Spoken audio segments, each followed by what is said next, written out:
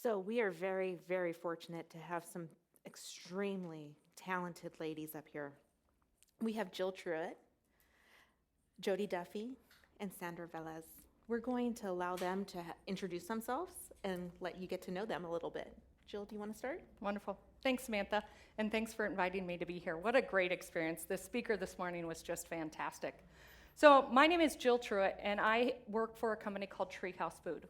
We make private label food for the most part. We do some contract manufacturing.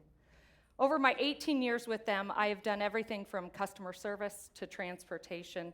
Most recently, I set up a part of our sales organization under contract manufacturing. And today, I have the privilege of overseeing what we call as the cart table. This is coffee, aseptic, which is broth and cheese, ready to drink beverages, and tea. So that's my day job. At night, I am an Uber driver for my 3 children as they go around and go to all of their activities. I'm Jody Duffy, and I'm very excited to be here, seeing a lot of faces that I already knew and meeting new people, so thanks for having me. I'm at JB Hunt. I've been there for 33 years. I started part-time at night, processing driver trip envelopes. I don't think you start any lower. And then I've done everything from monitoring just-in-time freight to driver management. I've spent a ton of time in the engineering group at JB Hunt, and then moved into the client services where I'm at now, and really just bridged the gap between relationship with the customer and our operations at JB Hunt. I'm Sandra Velez. Thank you so much for the invitation. I'm very excited and grateful to be here. I am currently the HR manager for packIQ. packIQ works in the automotive industry, building racks, and also handles 3PLs for Shep. In my personal experience, I've been working in HR, I want to say, since a little girl, because that's what my mom worked in, right? So forever. Started right out of high school, but I also have a lot of supply chain experience because I also was a planner for about 6 years. So a little bit of everything, but currently senior HR manager.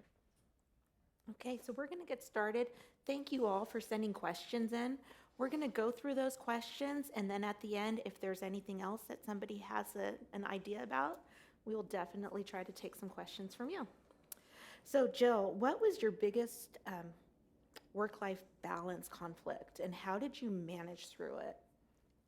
Well, guys, I think almost every day and every week is a work-life balance decision that you have to make, and you have to make it based on the season of life that you're in. I think one of the hardest times for me was my girls are 17 months apart, and when I got pregnant with my first, I decided it was a bright idea to go back to school and get my MBA. So I would work all day, and at night I would put my girls in their rooms, and I would lay on the floor and do homework in between.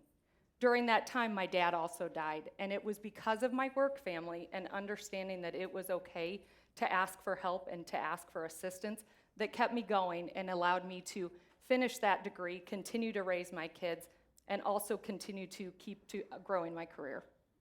Okay. So Jill and Jody, you guys both work in very male-dominated fields.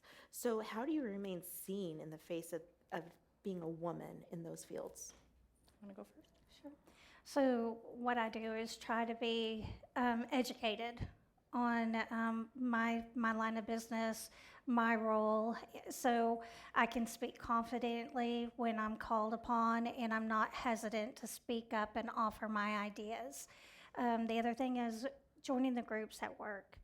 You get plugged in and exposed to people that you would never get exposed to before, and get a lot of knowledge from the other people. Absolutely. I mean, Jody said it, but know your business cold. Become somebody that the company relies on, somebody that they're going to go to know that business. Volunteer for projects that you may not know that you want to be a part of. It's going to do a few different things. 1, it's going to give you that experience. 2, it's going to get your name out there. And 3, you may end up loving it.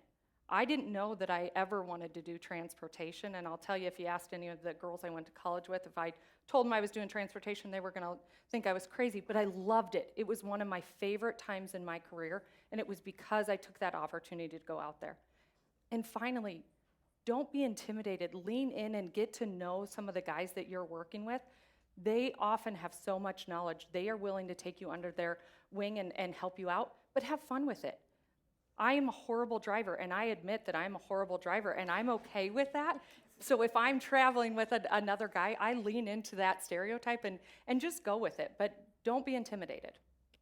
Have any of you had those situations where somebody looks down on you because you are a female in this industry? I think you're going to have that, whether it's a male or a female.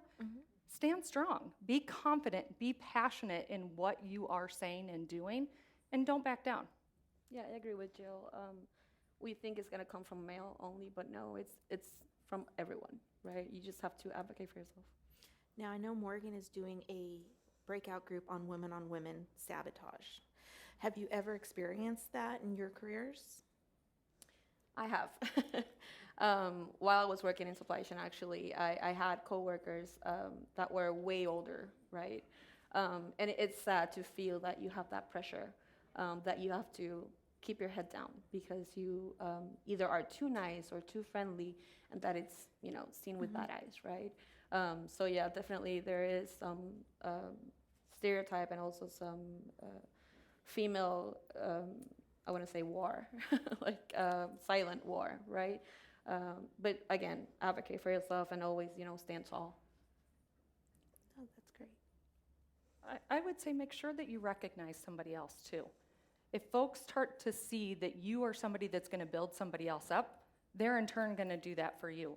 Also find peers that are at your level that you can become very close friends with and that you're going to be backing them up on some of those decisions. You're going to be seen as helping them get visibility. By doing that, others are going to see that that's out there, and they're going to want to continue to build those friendships and mentor opportunities as well. Oh, that's great. So Sandra, you come from Puerto Rico, correct? So different cultures don't always have the same values of women in the workplace. And from an HR standpoint, what have you seen in the past? I've seen it all. Even right now, I am currently the only female manager, the only Latin manager, the youngest. So again, seen it all. But for me, it was a huge change. I didn't even know how big it was going to be. For something as simple as I thought my whole life until I was early 30s, and please don't do the math. I moved here after Hurricane Maria hit Puerto Rico. And I thought I was fully bilingual until I moved here, because that's where you see, the little things that you didn't know, right? And in a male-dominated industry, HR is not a male-dominated industry, but the one I'm in is. Again, only female, only Latin. So you get pressure. You pressure yourself, right? We do that a lot. We always want to be at the top game. We always want to be the best. But for me, it's all about learning how to say no. It's okay, right? And being able to handle setbacks. Just refocus and relearning if it's needed. No, that's great. Jody, how do you not jump the gun and remain calm in tough situations? So what I try to do is always really listen with the intent to understand and then stick to the facts. One of my biggest weaknesses in the past was my way is the right way. And over time, I've learned there's two different paths to get to the same solution. So being open-minded and sticking to the facts versus jumping in and reacting too much. So you brought up a really good point. You grew. At one point, my way was the right way, and now you get the facts, you take input. But at the end of the day, as managers, sometimes you have to make that hard decision, and people might not like it. Oftentimes, women get called bossy or other fun words, right? How do you handle that when you're making the decision based on facts, but at the end of the day, you have to make that decision? How do you stand up to the team? I think all challenges, you've got to just hit them head on. So you've got to make everybody know that they were heard, and it's something that we can consider, but at this time, with this environment, it's what's needed. So again, I hate to repeat, but going back to the facts but at the same time, being empathetic to the people that you're trying to redirect into a different manner so they don't feel unheard is the biggest thing, because the last thing you want is for them not to partner with you on the journey that you're trying to get to. So you've got to have everybody on board and running the same direction. No, that's great. So all of you have started in different locations and you've grown to where you're at. What advice would you give to future female leaders? Don't be scared of a lateral move. I think the more that you can learn end to end, makes you somebody top notch that people are going to think about when they've got the next open project. You don't need to continually grow the ladder to grow your career, and you're going to be seen as somebody that can partner with each of those cross functions and really understand where that's at. So I would encourage you to know what makes you happy, what season of life you're in. And if it's one that you feel like you can't have that much responsibility, that's okay, but move around, just like what Jill said, learn the company from different angles, and then when you're ready to take on more, you know the entire company, and you're that person that has the knowledge that you can move up quickly and easily, and people will respect you because of what you've learned. I think for me is about not staying on the sidelines. Just being there, get out there, make yourself be seen. Whenever you feel comfortable, at the point that you feel comfortable, right? But speak up. We are constantly being underestimated by everyone around us, even by ourselves. So the more you speak up, it is okay to speak up. It is okay to say what you want in the future, letting people know where you want to be, because that's the best way to get there. Yep. One quick thing is you own your own career. It's not your manager. It's no one else. You decide where you want to go and have those conversations. And if it's not with your direct manager, tell them that you want to talk with somebody in a different department. Get to know what other departments are doing. Oh, that's great. Jill, what's one of the most important qualities that a woman should possess to be an effective leader?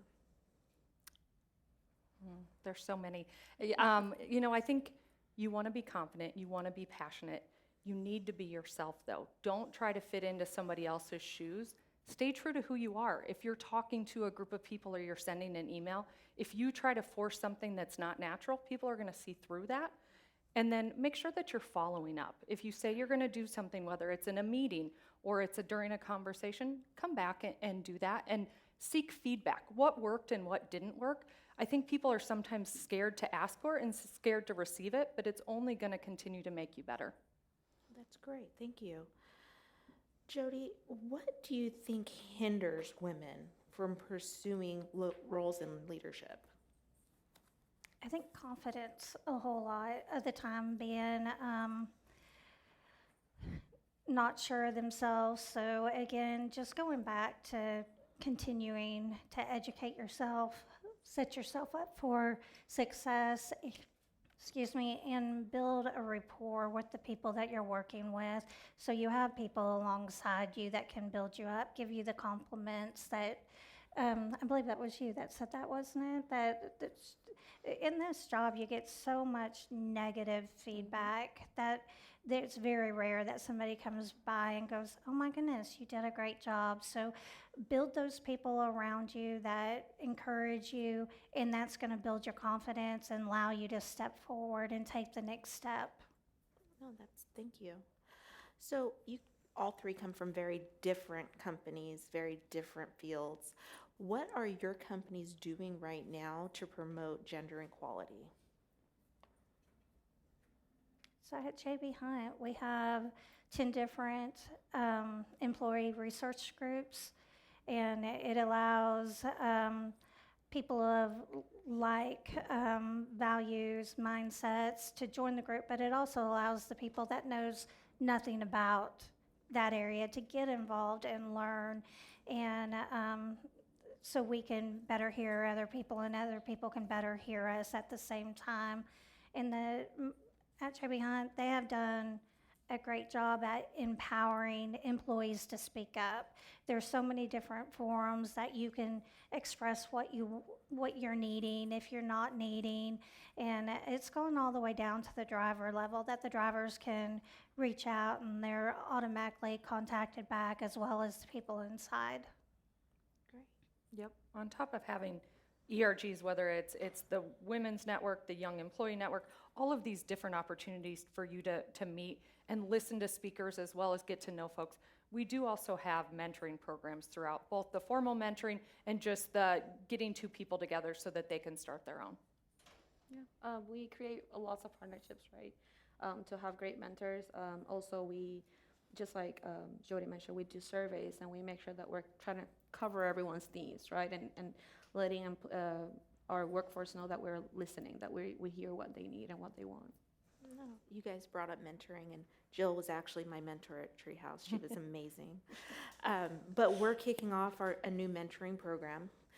So from the standpoint of being a mentor and a mentee, what advice would you give people on how to start that relationship and really not only grow your career, but grow that network? I would say as a mentee, come with some questions. What do you want to discuss? You're in the driver's seat. Where do you want to go? But don't be afraid of setting up those meetings. After you establish that mentor-mentee, that mentor has decided that they are there to help you and to have that, and it doesn't need to be strictly work. We would sit and talk about our kids sometimes. We would talk about what's happening in life, and it is okay to have those conversations, but just continue to set those up.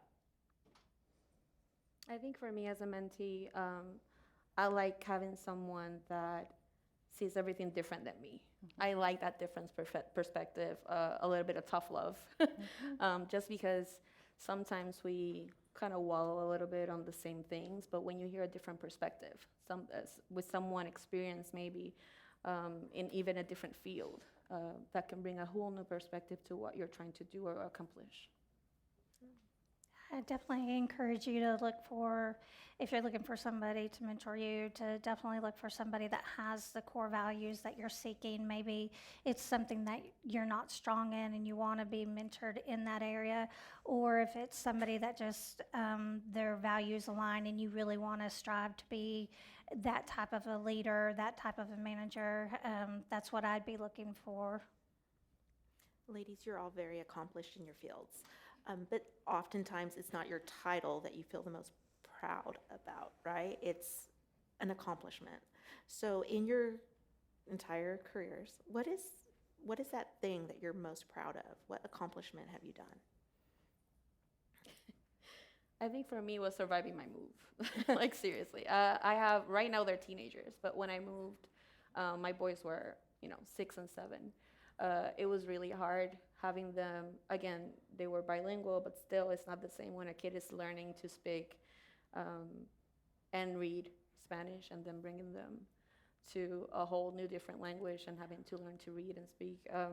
It's difficult. So being able to manage my work, I hate bringing my personal stuff to work. So I have to keep this face, this smile all day, and then having to go back home and then go, cry if it's needed, but having to pull myself back up and accomplish to have 2 boys that are completely bilingual and also have a career that is really rewarding for me.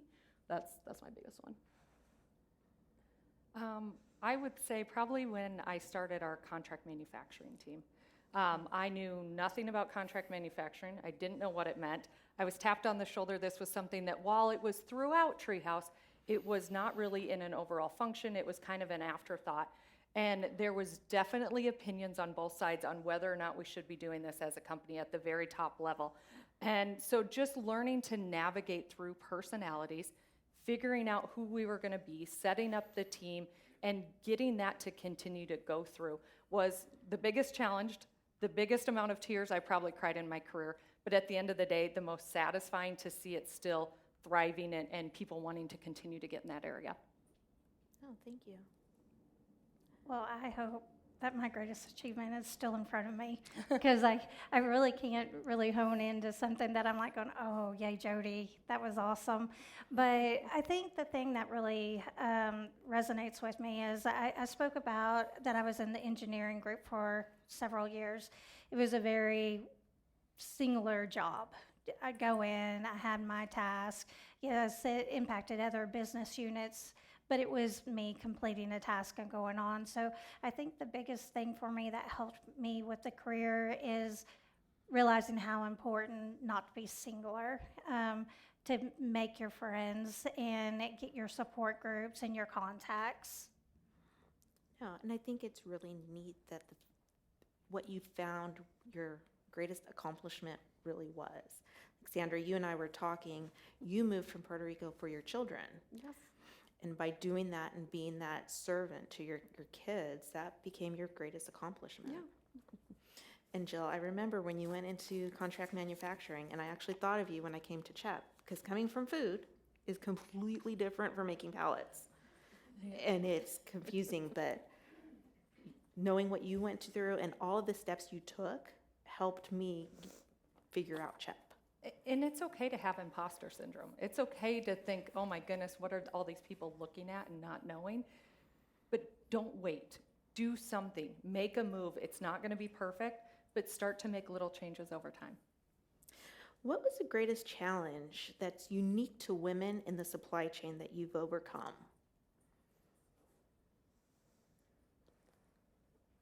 I think in my role in transportation is that women don't understand driving the truck, what it takes to move the product and how to make it more successful. So again, just going back to being an expert in your field, but also staying on top of recent events. It's so, one of the, and hopefully everybody's doing it already, but one of the easiest things is getting the Google alerts for any companies that you're working in or the sector that you're in. So it comes right to your email and you're able to talk about the new thing that is just hitting out there and being on top of it and just proving that, yes, females do know about the industry and can move it forward.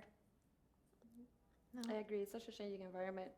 Me being in HR, I want to keep up, right? I want to be able to have those conversations. So keeping up with such a changing environment is difficult, but again, it is doable. And Jody, with all of the things that happen in transportation, do you feel like you have to work harder than men in your field, or is it pretty even? So I'm lucky to work at a company that really looks at the value of the output that people puts in. We promote from within. Like I said, I've been there 33 years. I wouldn't be there if they didn't recognize the female worker and promote from within. I don't know that I have to work harder, but I have to stay on top of things, have to be prepared to speak out and be seen. Because I may not be in the club that goes, drinks beer and shoots pool after work. So I've got to find a way to be seen outside of that. No, that's great. How do you guys switch gears between professional and personal lives? I shut it down at 5 o'clock. I have a baseball practice or a football practice or volleyball that I need to get to, and my team is aware of that. Now, I'm also going to be the person that's sending emails at 3 and 4 o'clock in the morning, and that's what I choose. Now, I know I have a lot of people on my team that are sending emails that are 11 or 12 o'clock at night, and we have that conversation. I'm going to send my emails when it works for me and my family. If I need something, I'm going to text you. Otherwise, you go about your day, and we're going to do that and work together. I try to purposely make sure that I'm going to my kids' events so that my team knows that they're good to go to their kids' events as well. I think continually showing each other that family is important, because I'll tell you, I'm going to be a lot more crabby if I miss a music concert and my son is really upset, and that's going to come back into work. And so making sure that you are spending the time and really working with your family and your work is very important. Yeah, go ahead. Oh, sorry. So what I try to do during my work week is really to set out a plan. This is what I need to get accomplished, and then going through it, checking things off, and whatever's going on outside of work, maybe I have to adjust that a little bit. So taking the outside in, but if I have a good grasp on what I need to be doing for the workday, I'm more comfortable after hours, not dwelling on what I didn't get done or what I need to do the next day. I've got a plan and I know, so I can relax and sit back and enjoy the family or friends, whatever you're doing. Oh, that's great. For me, it took time, definitely. Just like Jill mentioned, when I noticed that missing stuff with my kids, I was in a really bad mood, and in HR, that's not a good thing. So I started, again, learning to say no.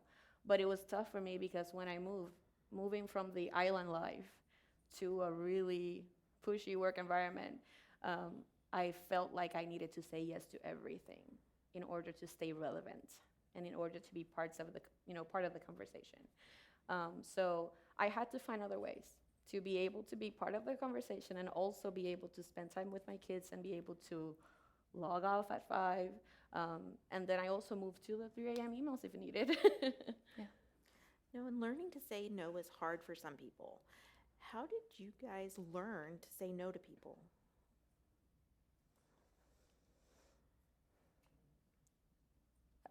You know what? It's a fine line of saying no or giving an alternative, right? Mm-hmm. What can you do? How do you participate? What can you have out there?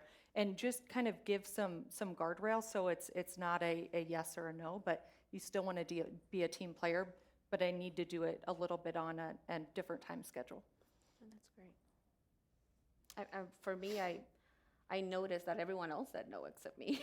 So I was like, well, maybe I need to try it, right? So, and it worked. So for me, it's okay, I can do this for you, but I'm not going to do these 3 other things. So what is important? We're going to miss on this, or we can deliver on this. We all know that in supply chain things happen and we get surprises. Never. No. What is the most surprising event that you've had in your career, and how did you guys get through it? What did it change you as you matured and grew? I mean, I think COVID shook all of us to our core, right? Right. It's something that if you worked in supply chain before and then you worked in after, they now know and they understand a little bit more. We had to do things differently. I remember right before shutdown, having to run out to Walgreens to find every temperature device that was out there because you had to go put them in the plants, right? And what are we going to do? I mean, we were buying those things that you can, like the heat sealers to try to find studs in the wall just because there was nothing there. And so it forced us to look at things differently. We never would have thought that you could have worked from home, but we have been able to see that you can do some of that. And I think it will always be a good reminder that there's always a different way to do something. I'd say COVID again. I hate to piggyback off of you, but that was the biggest change in the business. Everything came to a halt, but the transportation didn't. Our drivers couldn't stay home, so we stayed working. They stayed out there interacting with the people that didn't really want to be interacted with, and there was so much demand. Get it out there quickly. And then on the flip side, when we started coming out of it, everything had started slowing down, and you're seeing the other side. So it's not knowing exactly how to forecast how you could have it in the past. I don't think we're back yet. It's still not the same, but learning as we go. There's so many challenges. COVID definitely. In my case, I didn't know this when I started with DSC, which is the company that I used to work. When Shep did the change in 3PLs, right? So a different company acquired.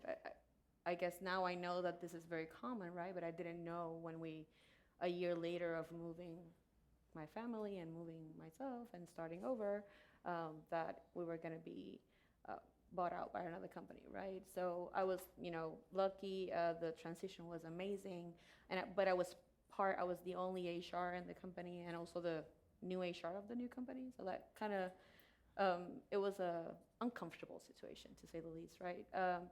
But being able to keep the customer, in this case chef, happy, and being able to keep both companies happy, it was a great challenge, but it was a great experience as well.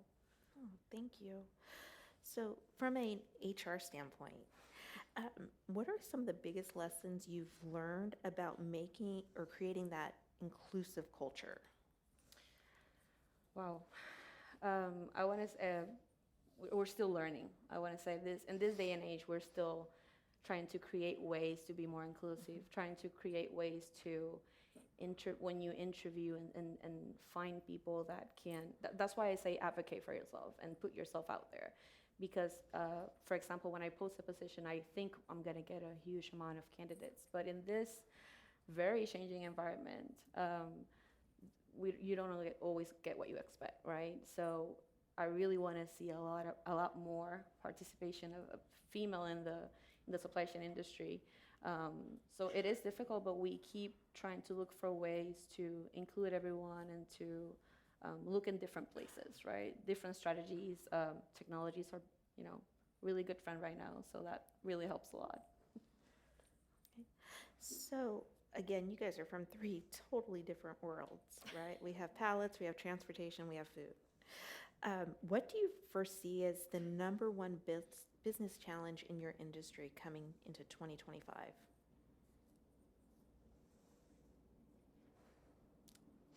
I want to say for me, the labor market is so fluctuating.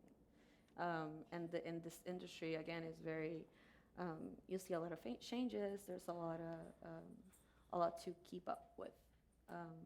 And to stay relevant, it's always a challenge, right? Mm-hmm. So as a packIQ, a company on the smaller side, we have to be very creative when we're going to hire, right? Look in a lot of different places. There's a lot of competition out there. So even if maybe money-wise is not the best offer, then you have to be able to offer something else. You want to offer growth. You want to offer, employee value. So we just try to look for other ways, think outside the box. I'd say probably customer demand. Things are changing so fast. A TikTok that goes viral is going to change what happens in my tea plant overnight, and we're not expected to. So just understanding and getting in front of that, because consumers are changing every single day, and how do you continue to monitor and know what's coming next?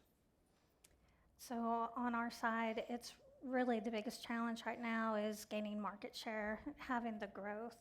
So it's a very tough market, which y'all know, very competitive. So what we're really digging into right now is retaining business, making sure that we're, the main thing, servicing your customers on time, our customers on time, getting back to the core, just the basics, and making sure that we're adding value, making sure that our utilization's there, making sure that we're doing everything cost correct for our customers, knowing that it will come back to us in the long run when the market does change. Oh, that's great. What do you like most about your company's culture? I love TreeHouse. I wouldn't be there for almost 18 years if I didn't, and I think it is because of the work family.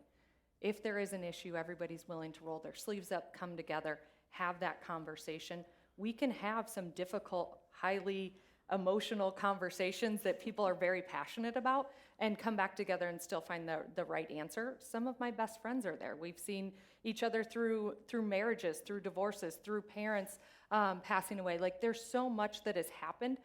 You have to have the connection. We spend so much time at work that if you don't feel like you're part of a family, you need to seek it out and get there so that those days go a little bit faster. Oh, that's great. Totally agree. JB Hunt invests in their employees, just not as a number to get results, but they really make it feel like a family and that they care about your family and what's happening in your life. They empower you, give you a safe space to speak up, and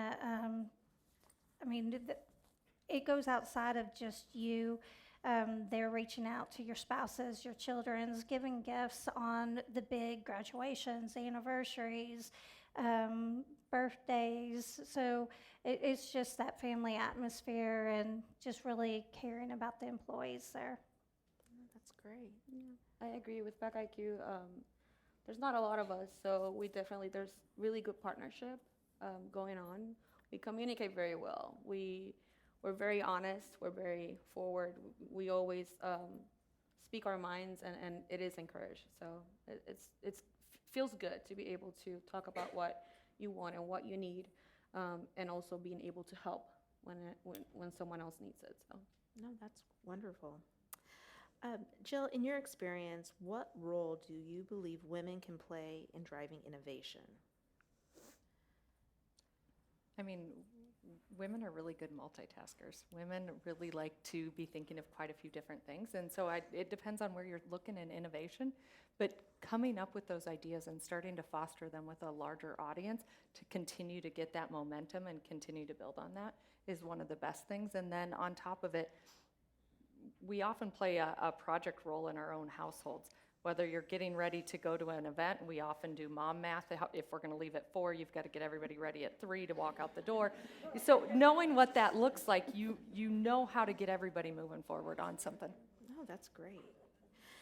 Sandra, how does packIQ approach talent acquisition and development in the context of this rapidly changing market? Yeah, I think, I mentioned it earlier, again, constant change, right? So we have to, again, stay relevant. We have to seek for other ways to look for talent, not only job postings, but also, I want to say, my mentor and also my boss, he says, I had no idea that you were able to text with all your talent that you're always seeking. Like, I didn't know that was the thing. I was like, yes, you have to, again, find the ways to communicate. People are working, people are busy, right? So being flexible definitely helps. Having a flexible schedule to find talent helps a lot. And again, thinking outside the box, looking for different places. Looking for different places, schools, everything, everywhere. No, that's great. And Jody, as the senior director overseeing strategic accounts, how do you approach building and maintaining successful relationships and partnerships in that logistics industry? So for me, anyway, it's being myself. I'm trying not to be what somebody else wants or what the customer may want, but being myself and being very transparent. In that brings people in and they're willing to open up to you. And that's when you find your common ground with them and really can build on a relationship. It's all about finding the people's interest and getting in there and knowing their life, not only what they're trying to accomplish at work, but what are they dealing with outside? And you can build that trust and you can go anywhere once you got that base.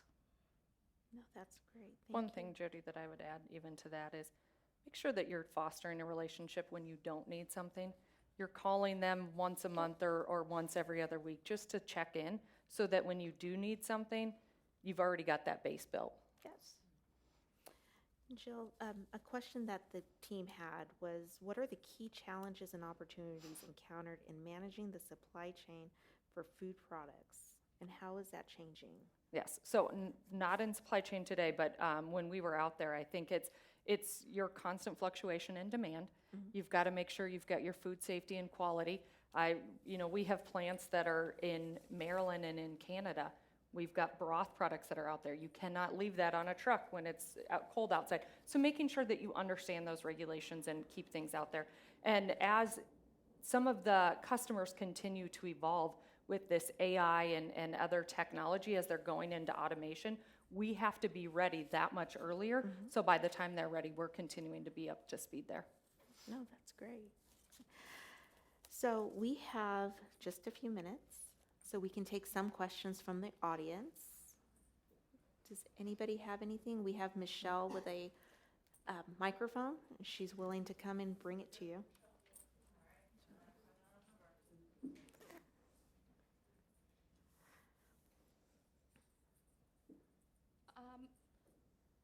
How do you manage, getting in on those outside of work conversations if it's happening, at the pool table or over beers or golf? How do you get in on those if you're not a golfer or, And I think just going and knowing that you're not a golfer, sometimes going and sitting in the golf cart or having the conversation sitting at the table is going to get you to start to foster those conversations. And then the next time you may not go, or you may invite folks to do something that you're a part of, but just starting to get to know some of the folks outside of work in whatever way you can is helpful, or what I've found helpful. Agreed. I'm actually a golfer, so I love to get invited with the guys. But we've had several people, and it's gentlemen as well. They'll drive the cart with the cooler. They're still there. They're still with the team. You can find your way to be in there and be positive, even without completely joining in on the activity. Yeah, and don't be afraid to try. Yeah. Sorry. So I heard you all talk about you've moved in different parts of the business or areas of expertise, and what are those steps that you've been able to take to be more knowledgeable, be able to speak to the business, have that acumen, outside of what I heard was like Google alerts for your sector, so you remain abreast of those changes. So what other strategies have either of you taken to get up to speed, be able to speak, not necessarily water cooler talk, but speak directly to the business? That's it. I would set up time to shadow other departments, really understand what they see and how they're doing that position. What are some of the struggles? On top of that, I'd set up one-on-ones with some of the functional leaders and get to know what's going on, and also put your name in, that if there is a project you would like to be considered, it's going to extend your network and you're going to continue to learn more in different areas. So we have a lot of continuing education at JB Hunt, the fostering of the managers with the employees. So being engaged in those is a great way to continue to be out there and being with everybody working. I had a season of life where I didn't want to travel. I wanted to be home to be with my daughter and my family. And at that time, I still knew I wanted to have a career. So I positioned myself to move around in the company. I changed jobs more at that point in my life than I have since I've moved up. So being intentional on what you're working on and who you're around. I think I always encourage curiosity. Like everything you see that you want to know, ask. Find someone that will talk you through it and help you and inform you. How do you all maintain boundaries at a healthy level while still building those outside of work relationships?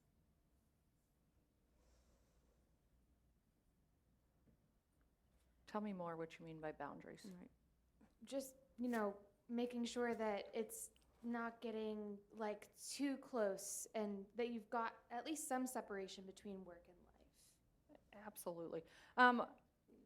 I think it goes back to saying no. You may not say yes to every single activity that's out there, but pick and choose the ones that either you want to get to know some folks on, you're doing something new, and really prioritize what's out there. Just stay in your comfort zone, right? Anything that you feel like it's healthy for your growth, just go with it, right? You also need to keep a balance. So again, saying no, but also saying yes to whatever feels comfortable for you. Talk to a mentor. Bounce those ideas off and ask if you should be doing something a little bit differently too.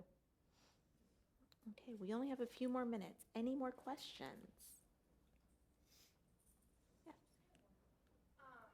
Do you ever feel like you've ever lost opportunities saying no to some opportunities, trying to respect your own boundaries and creating that work-life balance? Do you feel like you've ever kind of fallen behind or missed maybe a position or an opportunity you could have had otherwise? I think there's always that opportunity, absolutely, but you have to, at that stage in your life, make the best decision, and you only get one life, right? And so you need to do what's out there for you and always come back. And if you said no at this time, making sure that those people that you're talking with, that they know that this is something you're interested in, you'd love to continue to learn more, but right now it just doesn't fit in your life, but to consider you in the future. Yeah, and also keep your options open. Because you're saying no to something doesn't mean that you won't be able to say yes to something else, right? So you putting yourself out there and looking for other opportunities. Keep searching. Yes. Have you ever had to reinvent or reset yourself or your brand in your career, and how did you go about doing that? So I did. And there was a time where I took jobs where I could be more checked out at 5 o'clock and not stress about what was being done. And then all of a sudden, my daughter was off to college. And I wanted to move forward and really wanted to run. So I had to take a more aggressive jump at that point, getting more involved, and really fostering the relationships and putting myself out where it wasn't my comfort zone to meet new people and seek advice, reach out to people. And it helped me move forward after that. I think for me, we already discussed the fact that I moved, right? So that's a huge reinventing. But when I had to move, I had to choose between my current career, which was supply chain, or HR. For me, I knew supply chain in the U.S. was a male-dominated, right, field. So, and I had also the language barrier. So I had to choose. I chose HR because I felt more comfortable. Never mind that it was going to be still a challenge, right? And coming back to the saying no, I had to say no to supply chain at that point. So I had to switch completely to HR. But it was a good decision because now I'm HR in supply chain. So happy ending.